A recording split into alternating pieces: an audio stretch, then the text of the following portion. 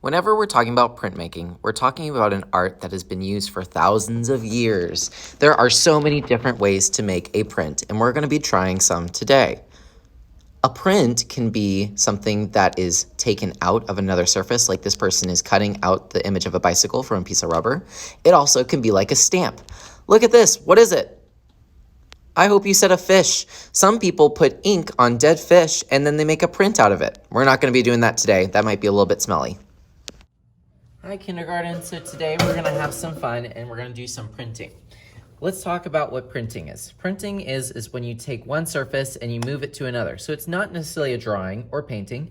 However, you could use things like paint to make a print. So let me show you what I mean. Let's say we find some leaves outside. So this is a fake leaf. That's why it's all like this. Maybe we could take a piece of foam, get it wet, put it into our watercolor, give it some kisses,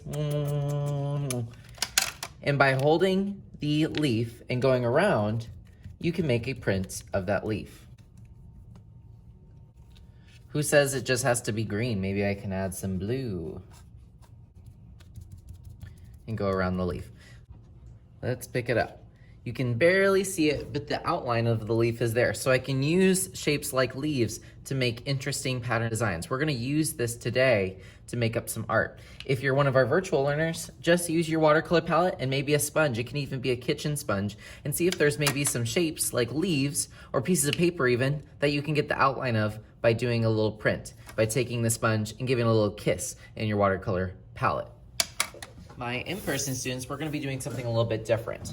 We are going to be using paint as our printmaking ink, and we are going to print some fake leaves. Before we start, let's get out a white crayon or even a pencil and give me a thumbs up.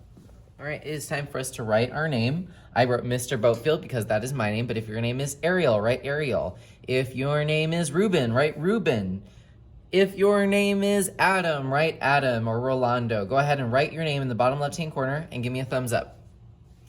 Next, we need to write our class code. That is a K plus the number of the week. If you're online, you don't have to do that. All right, so we are going to be getting a little bit messy today. You might want to roll up your sleeves of your hoodie or whatever you're wearing. I'm going to give every single person a leaf. It does not matter which one you get. There's sometimes different sizes. Some are bigger than others, but oftentimes you can actually do more with the smaller leaves or the medium-sized leaves, so I tend to give these out first. What you're gonna do is you are going to take two fingers like a peace sign, and you're gonna hold your leaf down on the paper. You should have some paint on your table. Please do not touch it. You're gonna be sharing this with your partner, so you don't wanna touch it and exchange germs. However, you are gonna get your own sponge that you're gonna use to dip into the paint without touching it. So what you'll do is you will hold a leaf with two fingers. I'm going to pass out some leaves, and I just want you to practice putting two fingers on it and holding it steady so it doesn't move. So go ahead and give it a try. Put two fingers on like a peace sign and hold it steady so it doesn't move. Then, you don't have your sponge yet. I want you to take your invisible sponge, and I want you to do some taps around the outline. The outline is where the edge of the leaf is. Go ahead and just follow the outline, giving it some fake kisses with your invisible sponge. Okay, I think you're ready for the next step. So you'll notice I have the cool colors. I have, hope you said green, I have purple, and then I also have white. White mixed with any color becomes a tint. A tint is that color, but it's more pastel, it's brighter. So we're gonna be using that today, and you can use it as much as you want. All right, I'm gonna go into a color like purple, and I'm going to just dip a little bit. I'm not trying to get my hand dirty. Definitely don't wanna paint yourself today. That is no nasty. And I'm gonna go around the outline. But I don't have to just stop there. I'm gonna keep my fingers on the paper, and I'm gonna continue on. Let's add some blue. How pretty. Now let's add some green.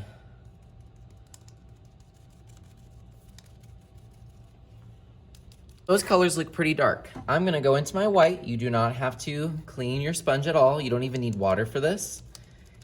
And I'm gonna go in and just add some areas where it'll be very bright. And you'll notice when you add the white to that color, it makes that color but brighter. So now is the part you've all been waiting for. I'm gonna lift up my leaf.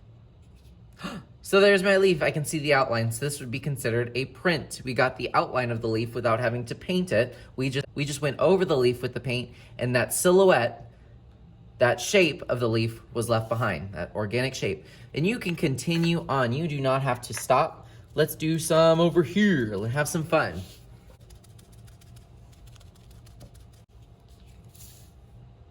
So you can make as many leaves as you want. You can even have them overlap. Maybe that would look pretty interesting.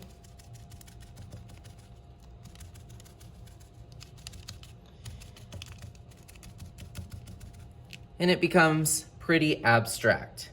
I'm gonna continue on, and then I'll tell you some tips, and then we will show you what to do when you're done. All right, what do you think? So it kind of made this beautiful abstract looking piece of artwork. We are probably gonna add some things to this next time and maybe make it a little bit more interesting. So leave some areas open with the black showing through, so maybe we can go in and draw something or kind of maybe play with them next time if we have a little bit of time. On the bottom left, don't forget that you have your name here, and then try to make sure that you don't cover up your class code. I need to see those two things just in case this gets lost. Now, when you're done, your hands are gonna look like mine. They're ew, ew, ew, ew, ewy. We need to clean this. So let me show you what to do. You're going to leave your paint on the table if your partner's still working. If you don't have a partner, then congratulations. You get to keep this all to yourself. Your leaf is also pretty nasty dirty, and then you have this sponge left over. So listen carefully, because we're not gonna throw any of this away. Now, normally I would hold this with both hands, but I need to put it on the what? I hope you said the drying rack. Do I put it on the top or the bottom?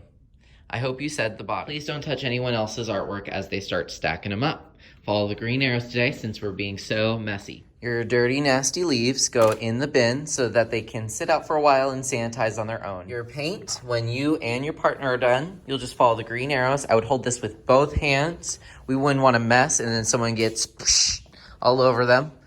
Just place it on the back counter, and I'm gonna have a lucky person get to clean these for me today. This sponge, just place it in the sink, and someone will come by and clean these a little bit later. On the middle table, you'll find the wet wipes. Just take one. You're gonna use this for your hands and your table. First, clean your hands. When your hands are clean, then start cleaning the table. But if you clean the table first, your hands are still gonna be nasty. We're not washing our hands outside. We're using the wet wipes to clean our hands. When you feel like you're done, I would love it if you could free draw, or maybe you can send me some mail today. Work quietly and don't forget to clean your hands and your table. Make it look nice. You guys are doing great, and I know that you'll be responsible for your table. Have a wonderful day, and I'm so excited to see what you create.